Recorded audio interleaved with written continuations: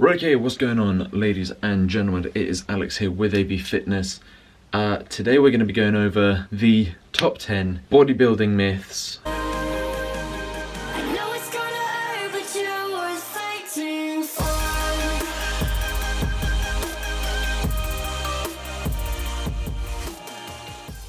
I'm going to split this up into two videos. First one, we are going to have training myths. So things like a few moments later that, you know, relate to training. Fuck my life. And on the second one, we're going to have nutrition myth. I hope that you enjoy these few myths. Also, if you like to call them bro myths, because of the brofessors that are in the gym, they tell you this kind of shit. So, first off, to kick things off, we've got low reps is size, whereas higher reps is fat loss.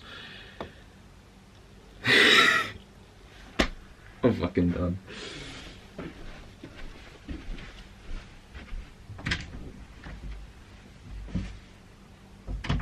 This could not be further from the truth. This is, I mean, it's pretty stupid. I mean, I can see the sense behind it, because, you know, endurance, skinny ass motherfuckers, strength, bulky ass motherfuckers, which are like this and can lift like 500 pounds.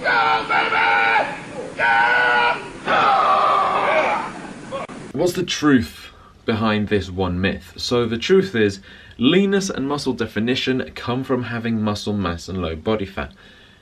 Now, low body fat obviously meaning having to go on a caloric deficit. Muscle mass is having protein in enough protein to support the protein synthesis that is going on in your body in order to produce muscle. If you only train with light weights, you just won't build enough muscle to sustain your physique, if that makes sense. So let's say if you just put, I don't know, 5 kilos on the bar and you just start benching, and then you do like 4 sets of 30 reps or 40 reps or whatever, I don't know.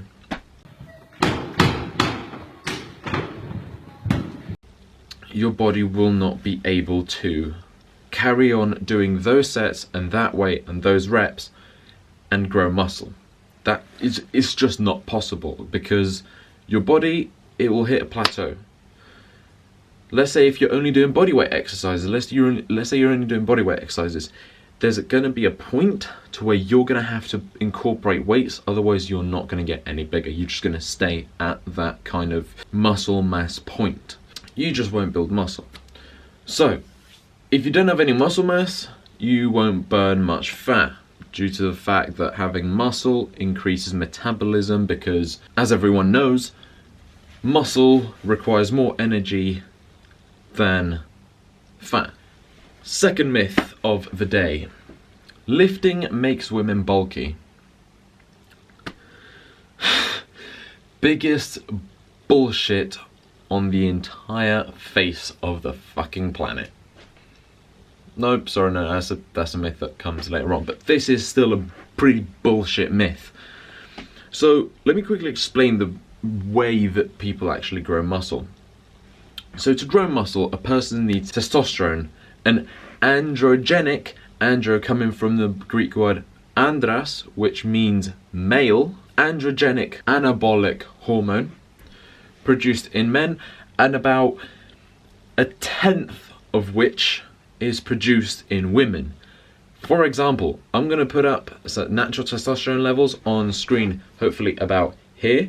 You can see that in relation to males, which is the bottom one, females have got pretty much jack shit.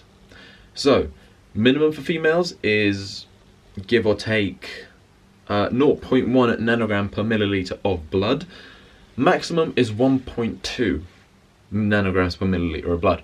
For males, on the other hand, you've got 2.4 nanograms per milliliter, compared with maximum, which is 12 nanograms per milliliter. So as you can see, the minimum is 24 times higher than what women's minimal is. Maximum is 10 times higher than what women's maximum is. So there's no chance you're going to get as big as a guy is from training. With such small amounts of testosterone, a woman cannot possibly sustain the amount of muscle, even if they get to it, unless they start experimenting with anabolic steroids such as testosterone or trenbolone. Therefore, low testosterone levels, low gains, no bulk. Right, this is actually one that I hear quite often, and there's several reasons for this, but I'm gonna list a few of them. If you aren't sore the next day, you haven't trained well enough. No, that's not true. Why? This is false for one pure reason. Technically, it's false for two reasons, but I'm gonna condense them into one. Okay, so when you're sore, it means that your body is going through muscle damage, which means when you train, your body kind of, as you can see here, let's say this here is the muscle fibers. When you train, you make small little tears in those muscle fibers. Those tears then get rebuilt and they grow. That's what muscle damage is. That's not the only way that your body grows muscle. There's also mechanical tension as well as metabolic stress. So mechanical tension, this is weird because some people think the more they lift, the more mechanical tension they put their body under. It is only true to a certain extent. Another one, the second one, well, technically the third one after muscle damage and mechanical tension is metabolic stress. This is an exercise-induced accumulation of metabolites, as I have read in my book, which is this one. Great book. I bought it off Human Kinetics for about £32. It's actually fucking brilliant. Now, let's have a look, shall we? So, here we go. Simply stated, metabolic stress is an exercise-induced accumulation of metabolites, particularly lactate, inorganic phosphate, and H+. As you can see just down there. If you want, you can pause it and have a look. Feel free, I do not mind. So, metabolic stress is maximized during exercise, which heavily relies on anaerobic glycolysis for energy production. This will normally occur during exercise lasting from about 15 to 20 seconds. Anything within that range will use anaerobic glycolysis as a primary energy source. And it will normally also occur in exercises which there is corresponding metabolite accumulation causes peripherally induced fatigue. So those of you who do not know what that is, it's basically when you work out and the certain exercises, there is fatigue related to metabolic or biomechanical changes, or both, as opposed to reactions in neural drive. It's the myth before last. Muscle targeting in specific, if I do ab exercises, it will give me abs. Or if I do bicep curls, it will give me better looking biceps. That second one's kind of true. It doesn't induce fat loss in that area, right? So let's say if you think, you know what, I need to tone up my arms, I need to make my arms look leaner, I need to make them look like they're less fat. But yeah, let's say if you want to get better abs or chiseled abs or whatever, doing ab exercises will not help. There's this video on YouTube already called from Igor Prashansky, aka Vitruvian Physique, called Fat Distribution 101, and it gives all the science behind the matter. However, to condense it into this little piece of information, it basically says that every person is different, even to the point where we lose body fat differently and in different areas quicker. So, for example, Igor, Vitruvian Physique, he has always had little fat in terms of his back. So his back is incredibly lean. Like, let's say if his legs can look as if they're like 15% body fat, and his back will look like it's maybe 6, 7, 8, but it will look chiseled. I myself tend to lose fat on my arms and calves a lot faster than anywhere else. Like, let's say my abs, they're minimal, like you can't really see them from up there, but if you look on the other hand, my tricep, I've got that horseshoe, I've got a good kind of definition on my tricep. My back's also quite fatty. My legs, my calves, as I said, there's not a lot on them, but as I said, it depends on the person. So it really doesn't work that way. I'm sorry. There's no, I could have found some science to prove it, but it doesn't really need science. You can't lose fat in certain areas. Your body will lose fat in a certain way, like be it your chest gets leaner first, or your legs get leaner first, or your abs. It depends. Finally, the final one, so I can let you guys get on with your day, is the bro split is the God split. Those of you who do not know, bro splits are chest Monday, arm Tuesday, back Wednesday, leg Thursday, ab Friday, arms Sunday, whatever. To simply put it in the best way and in the least harsh way for you guys out there who don't know what that is.